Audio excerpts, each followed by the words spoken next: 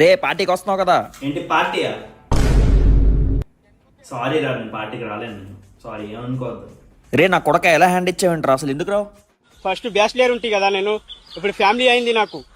ఎందుకంటే ఒకటి కావాలన్నప్పుడు ఒకటి వదిలేసుకోవాలి. ఫ్యామిలీ కావాలన్నా బ్యాచిలర్ కావాలన్నా. ఈ అదోసలు లాపి రారా. నేను రాలేను. హలో, అరే ఇంతవరకు పక్కన ఉందిరా. సరే నేను ఆఫీస్ వరకు ఏదో సొల్లు చెప్పేసి వస్తా, మీరు మొత్తం సెట్ చేసి ఎందుకనా.